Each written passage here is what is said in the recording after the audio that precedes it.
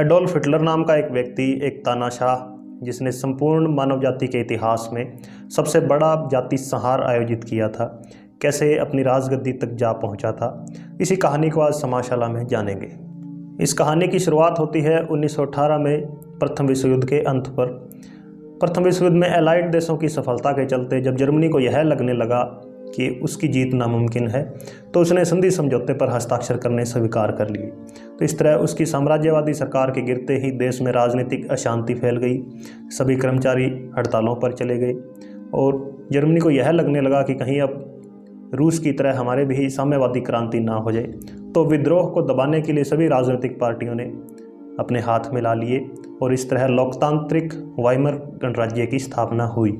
इस नई सरकार के सर्वप्रथम कार्यों में से एक था एलाइड देशों द्वारा किए गए समझौते को अमल में लाना। इसके अतिरिक्त जर्मनी युद्ध की पूरी जिम्मेवारी लेगा, अपने क्षेत्र के 10वें से अधिक हिस्से को त्यागेगा, सेना को विघटित करेगा और जुर्माना भी भरेगा।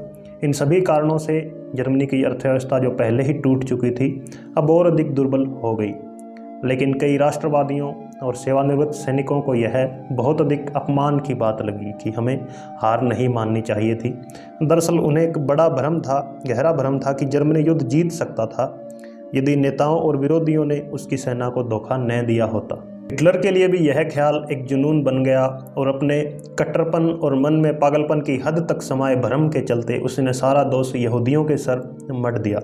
एक ऐसा समाज जिसमें कई यहूदी विरोधी पहले ही मौजूद थे, वहाँ हिटलर के शब्दों को भी मान्यता मिलने लगी। इस समय तक हजारों लाखों की तादाद में यहूदी जर्मन समाज का हिस्सा बन चुके थे, लेकिन कई जर्मन लोग उन्हें अभी भी परदेसी और पराया मानते थे। पहले विश्व युद्ध के बाद यहूदियों की सफलता ने उनके खिलाफ इस भ्रम को और मजबूत किया, क्योंकि उन्हें युद्ध, मुनाफाखोरी, चोरी और राज्य को हड़पने जैसे आरोपों, बेबुनियाद आरोप उनके सर मढ़ दिए गए।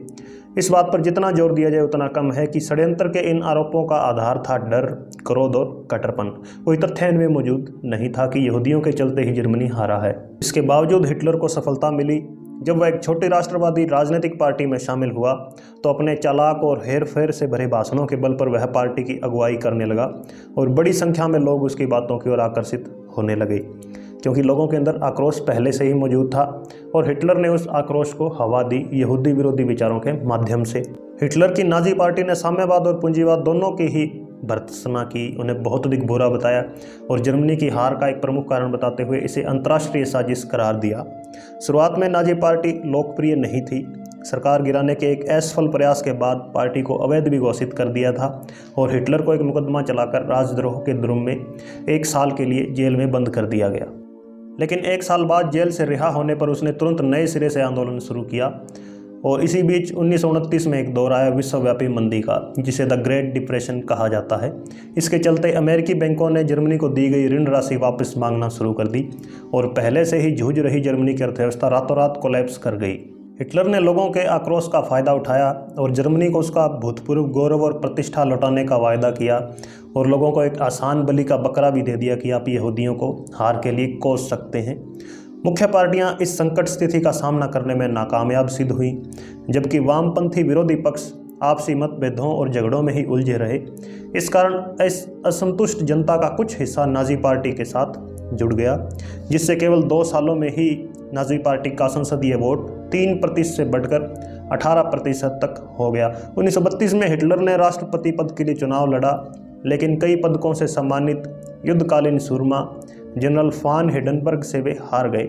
लेकिन 36% वोट प्राप्त कर हिटलर ने यह दिखा दिया कि जनता किस हद तक उसके पक्ष में आ चुकी है। अगले साल सलाहकारों और प्रमुख उद्योगपतियों ने हिंडनबर्ग को हिटलर को वाइस चांसलर नियुक्त करने के लिए मना लिया, इस उम्मीद पर कि उसकी लोकप्रियता का प्रयोग वे अपने फायदे के लिए कर पाएंगे।